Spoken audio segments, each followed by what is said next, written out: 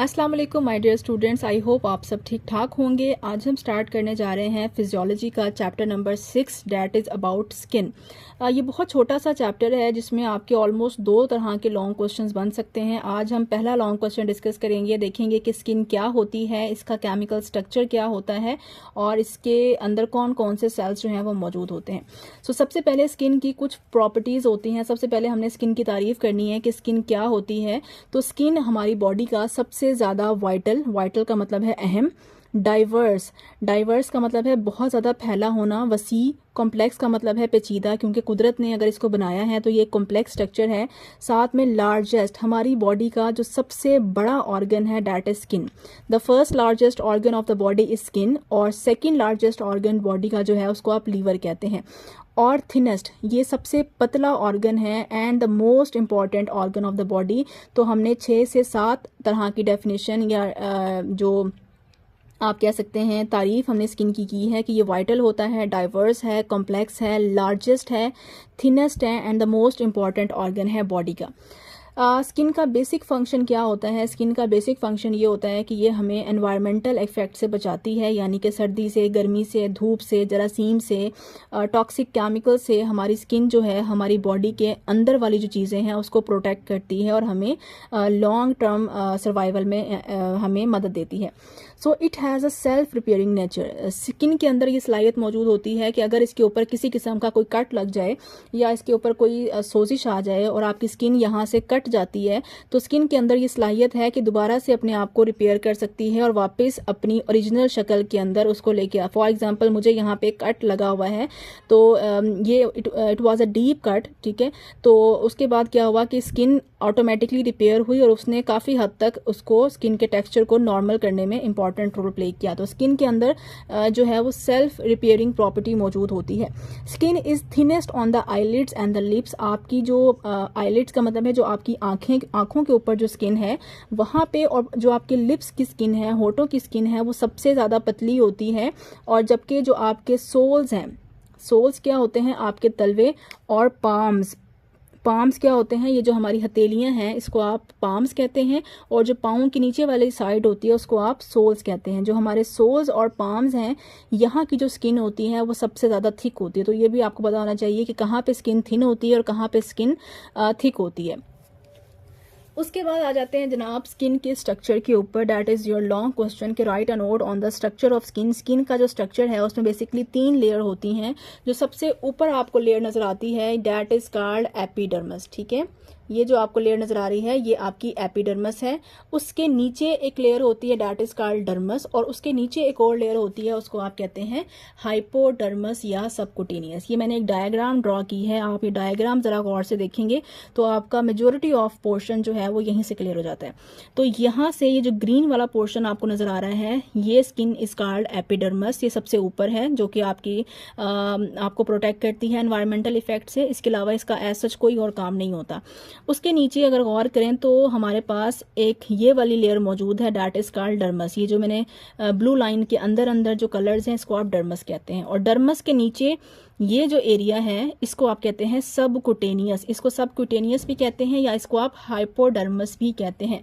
Cutaneous का मतलब होता है स्किन, हाइपो का मतलब होता है कम, डर्मस का मतलब भी क्या होता है? Skin. Hypo mean less, lower, ठीक है। क्यूटेनियस का मतलब भी स्किन होता है। अच्छा जी, उसके बाद अगर हम गौर करें तो अगर हम चौड़ाई वाइज देखें तो डर्मस की चौड़ाई इतनी है, सॉरी एपिडर्मस की चौड़ाई इतनी है, डर्मस की चौड़ाई इतनी है और सबकुटेनियस की चौड़ाई इतनी है। तो आपसे ये भी पूछ सकते हैं कि which of the following layer of skin has the maximum width. तो सबसे ज़्यादा चौड़ी जो लेयर होती है डैट इज़ डर्मस। सबसे चौड़ी लेयर हमारे पास इन तीनों में से कौन सी होती है? डर्मस होती है। उसके बाद हम एपिडर्मस को फर्दर मुख्तलिफ लेयर्स में डिवाइड करते हैं। जो हमारी सबसे ऊपर वाली लेयर है डैट इज़ एपिडर्मस, उसके अंदर फर्दर 5 तरह की लेयर्स मौजूद होती हैं। जो हमारी सेकंड लेयर है जिसका नाम है डर्मस, उसके अंदर फर्दर 2 तरह की लेयर्स होती हैं। एक को मैंने इस तरह से पिंक कलर से शो किया है और एक लेयर को मैंने येलो कलर से शो किया है।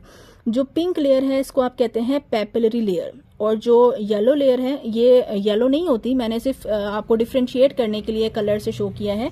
जो ये वाली लेयर है उसको आप कहते हैं रेटिक्यूलर लेयर। आपने तरतीब भी याद रखनी है कि डर्मस की जो ऊपर लेयर होती है उसको पैपिलरी लेयर कहते हैं, जो उससे नीचे लेयर होती है उसको आप रेटिक्यूलर लेयर कहते हैं।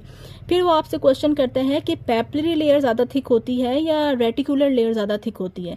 तो आपको डायग्राम भी शो कर रही है कि पैपिलरी लेयर जो है वो पतली होती है जबकि रेटिकुलर लेयर जो है वो थिक होती है। ये भी आपसे वो एमसीक्यूज में पूछ सकते हैं। इसी तरह से अगर हम एपिडर्मस की लेयर्स को देखें तो इसकी तरतीब आपने याद रखनी है। जो एपिडर्मस की सबसे ऊपर लेयर होती है, स्ट्रेटम का मतलब होता है लेयर, उसको आप कहते हैं स्ट्रेटम कॉर्नियम। जो एपिडर्मस की दूसरी लेयर होती है उसे कहते हैं स्ट्रेटम ग्रैन्युलोजम यानी कि लेयर ग्रैन्युलोजम। थर्ड को कहते हैं स्ट्रेटम स्पाइनोजम, फोर्थ को कहते हैं स्ट्रेटम जर्मिनोजम और फिफ्थ को कहते हैं स्ट्रेटम ल्यूसिडम। ये जो फिफ्थ लेयर है ये सिर्फ और सिर्फ कहाँ मौजूद होती है, ये सिर्फ और सिर्फ हमारे सोल्स में और पाम्स में मौजूद होती है। उसके अलावा ये थिक लेयर और कहीं पे मौजूद नहीं होती। ये जो फिफ्थ लेयर है ये और कहीं पे मौजूद नहीं होती, ये भी आपने याद रखना है। देन आ जाते हैं सबसे निचली लेयर के ऊपर, that is called subcutaneous layer. ये हमारी बॉडी में सबसे नीचे होती है, हमारी स्किन में सबसे नीचे होती है। और अगर गौर करें तो यहाँ से आपको नज़र आ रहा है, ये रेड कलर की मैंने ड्रॉ की है, दीज आर आर्टरियोल्स, जिसके अंदर ऑक्सीजनेटेड ब्लड होता है। तो जितनी भी हमारी आर्टरीज होती हैं, आर्टरियोल्स होती हैं, इनका ओरिजिन जो है वो सबक्यूटेनियस से होता है। इसके साथ मैंने बनाई है वेन्स जो कि ब्लू कलर में आपको शो हो रही हैं। इनका भी ओरिजिन कहाँ से होता है? इनका ओरिजिन भी सबक्यूटेनियस लेयर से होता है। ये ओरिजिनेट दोनों कहाँ से होती हैं? सबक्यूटेनियस से। और ये कहाँ तक फैली होती हैं? हमारी डर्मस, और इवन आपको नजर आ रही होती है कि आपकी जो एपिडर्मस है इसके ऊपर आपको ये वेन्स नजर आ रही हैं। ठीक है, आर्टरीज क्योंकि पतली होती हैं, डीप होती हैं, तो वो हमें स्किन के ऊपर नजर नहीं आती। तो बेसिकली ये जो मेरी ऊपर वाली लेयर है इसके ऊपर इसमें ये वेन्स नहीं है। वेन्स बेसिकली इसके नीचे वाली लेयर में है, डर्मस में। डर्मस में फैली हुई हैं, लेकिन उनका आगाज कहाँ से होता है, उनका ओरिजिन कहाँ से होता है? उनका ओरिजिन होता है सबसे नीचे वाली लेयर से, दैट इज सबक्यूटेनियस, और वो वहां से निकल के सारे डर्मस में फैली होती हैं। तो जो आपको स्किन पे नजर आती हैं रगें, वो हमारी जो सेकंड लेयर है उसके अंदर होती हैं। उसके साथ साथ आपकी जो स्किन है, जो सबसे नीचे वाली लेयर है उसके अंदर आप देखें कि हमारी जो स्किन है, ये शायद आपको यहाँ पे जूम होकर नजर आए कि हमारी स्किन के ऊपर हमारी स्किन के ऊपर ये हेयर की ग्रोथ है। ठीक है, ये बहुत छोटे छोटे हेयर हैं, इनकी ग्रोथ हुई हुई है हमारी स्किन के ऊपर। तो ये जो हेयर की ग्रोथ है वो हमारी जो एपिडर्मस है उसके ऊपर नज़र आती है, बट जो इनका बेस होती है जिससे जहाँ से हेयर ओरिजिनेट होता है वो भी सबक्यूटेनियस में होती है। यही वजह है कि जो लोग लेज़र करवाते हैं, जब वो लेज़र करवाते हैं तो लेज़र रेडिएशंस होती हैं, वो रेडिएशन हमारी डीप स्किन में जाती हैं और इस जड़ों को कमज़ोर कर देती हैं, जिसकी वजह से फिर फर्दर जो हेयर की ग्रोथ है वो कम हो जाती है। तो आपने याद ये रखना है कि हेयर की ग्रोथ कहाँ से शुरू होती है? सबक्यूटेनियस से शुरू होती है, फिर वो डर्मस में आता है, हेयर बड़ा होता है, फिर डर्मस में आता है, और फिर वो जब बड़ा हो जाता है तो फिर वो हमारी स्किन के ऊपर भी आना शुरू हो जाता है।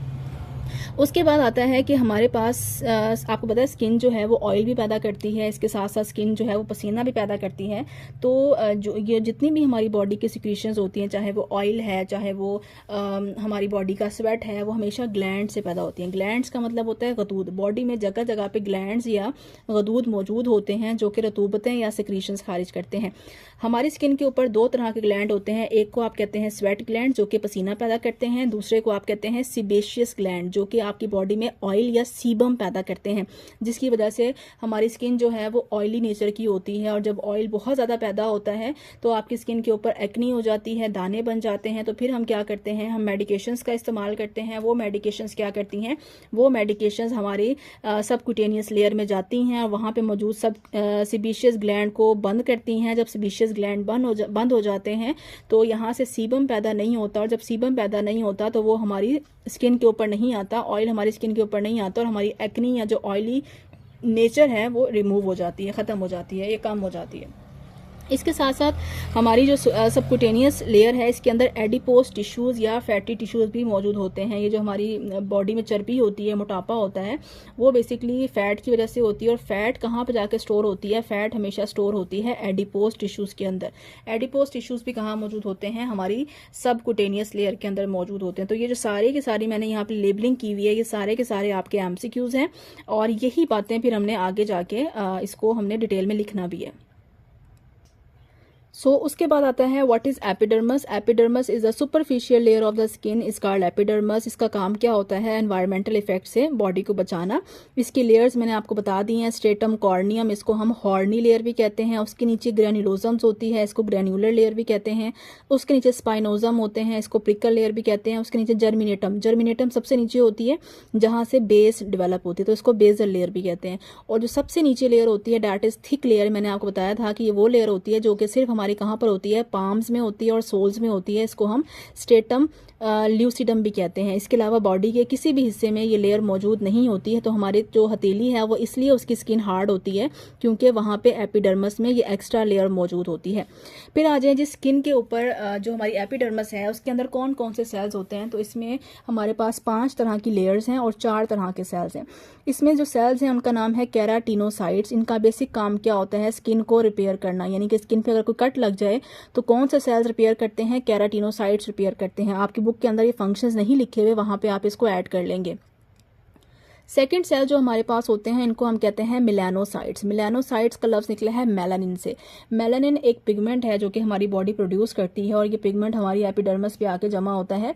जितना ज़्यादा बॉडी के अंदर मेलानिन प्रोड्यूस होता है स्किन का कलर उतना ज़्यादा डार्क होता है। जो अफ्रीकन्स होते हैं उनकी स्किन का कलर डार्क इसलिए होता है कि वहाँ पे मेलानिन ज़्यादा उनकी बॉडी पैदा करती है। सूरज की रेडिएशन जब हमारी स्किन पे पड़ती हैं तो हमारी बॉडी मेलानिन प्रोड्यूस करती है।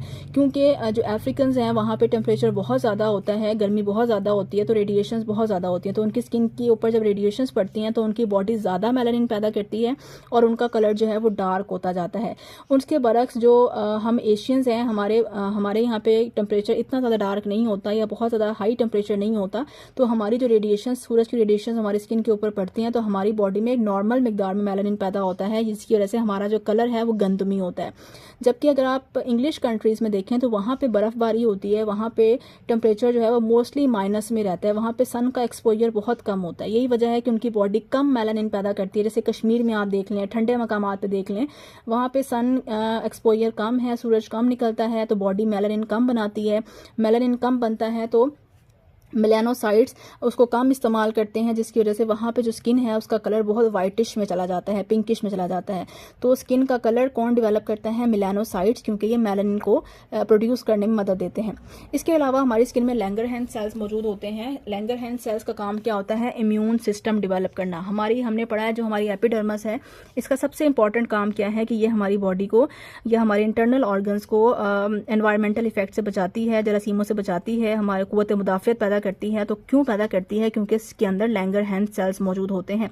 लैंगरहैंस साइंटिस्ट का नाम है, उसके बेस पर उसके ऑनर में इन सेल्स को लैंगरहैंस सेल्स कहते हैं। ये वो लैंगरहैंस सेल्स नहीं है जो कि हमारे पैंक्रियाज में होते हैं, जो इंसुलिन पैदा करते हैं। उनका नाम होता है बीटा लैंगरहैंस सेल्स। वो भी इसी साइंटिस्ट ने क्योंकि उनको दरियाफ्त किया था तो इसलिए उसी के ऑनर पे उनको बीटा लैंगरहैंस सेल्स कहा जाता है, जबकि इनको सिंपल हम कहते हैं लैंगरहैंस सेल्स। फिर आते हैं मर्कल सेल्स। मर्कल सेल्स हमें टच स्टिमुलस पैदा करते हैं। हमारी स्किन में जो टच को फील करने की सलाहियत होती है वो एपिडर्मस में ही होती है। तो क्यों होती है, क्योंकि वहाँ पे मर्कल सेल्स मौजूद होते हैं। जिन लोगों को बहुत ज़्यादा इन्फेक्शंस हो जाते हैं या डायबिटीज़ होती हैं या किसी वजह से उनके टच रिसेप्टर्स ख़राब हो जाते हैं, तो वजह ये होती है कि उनके मर्कल सेल्स डैमेज हो जाते हैं। जब मर्कल सेल्स डैमेज हो जाते हैं तो उनका जो टच की फील है वो कम होना शुरू हो जाती है। सेकेंड लेयर ऑफ स्किन है, इसको आप डर्मस कहते हैं। वेरी इंपॉर्टेंट एमसीक्यू कि dermis is called true skin. अक्सर बच्चे एपिडर्मस को टिक कर आते हैं। एपिडर्मस का काम जो है वो सिर्फ और सिर्फ प्रोटेक्शन प्रोवाइड करना है, इसके अलावा एपिडर्मस और कोई काम नहीं करती। जो मेन स्किन है हमारी, जिसकी चौड़ाई भी ज़्यादा होती है, उसको आप कहते हैं डर्मस और it is also called true skin. ये एक दफ़ा पेपर में भी क्वेश्चन आ चुका है।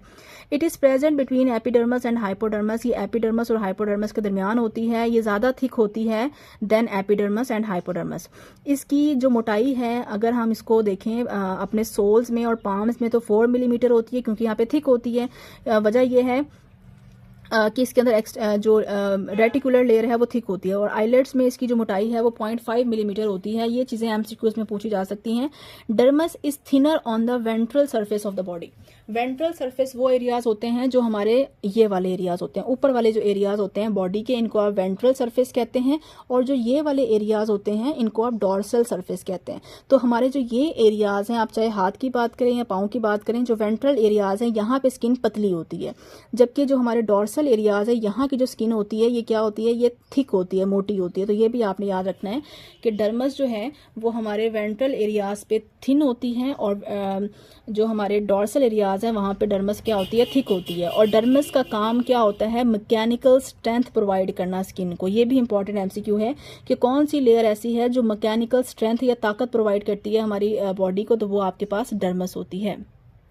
उसके बाद आता है कि डर्मस की कितनी लेयर्स होती हैं। हमने डायग्राम में देखा है कि डर्मस की 2 लेयर होती हैं। जो ऊपर होती है उसको पेपिलरी लेयर कहते हैं, उसकी चौड़ाई कम थी, वो पतली थी। और जो उसके नीचे होती है उसको रेटिकुलर लेयर कहते हैं, उसकी चौड़ाई ज़्यादा होती है। डर्मस में आपके पास 2 तरह के फाइबर्स होते हैं, एक कोलेजन फाइबर्स होते हैं, दूसरे इलास्टिक फाइबर होते हैं। कोलेजन फाइबर का बेसिक काम होता है, कोलेजन प्रोटीन है और इससे ये फाइबर्स बनते हैं। इनका बेसिक काम होता है आपकी जो स्किन है उसको स्ट्रक्चर प्रोवाइड करना। आपकी जो स्किन की शेप होती है वो कोलेजन की वजह से होती है। और इलास्टिक फाइबर्स जो हैं वो आपकी स्किन को लचक प्रोवाइड करते हैं। हम स्किन को किसी हद तक खींच सकते हैं। वजह यह है कि इसके अंदर इलास्टिसिटी मौजूद होती है। और क्यों होती है, क्योंकि इसके अंदर इलास्टिक फाइबर्स होते हैं। ये कहाँ होते हैं, डर्मस में होते हैं।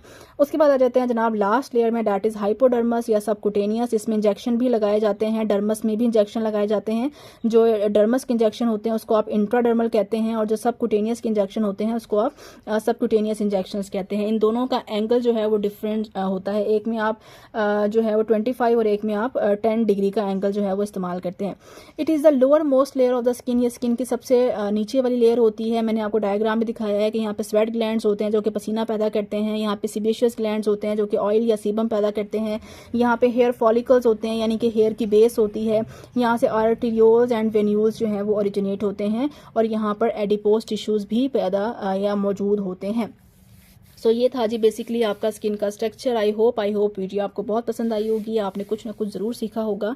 प्लीज़ चैनल को सब्सक्राइब करें, वीडियो को लाइक करें। मिलते हैं नेक्स्ट लेक्चर के साथ। Thank you so much. अल्लाह हाफ़िज़।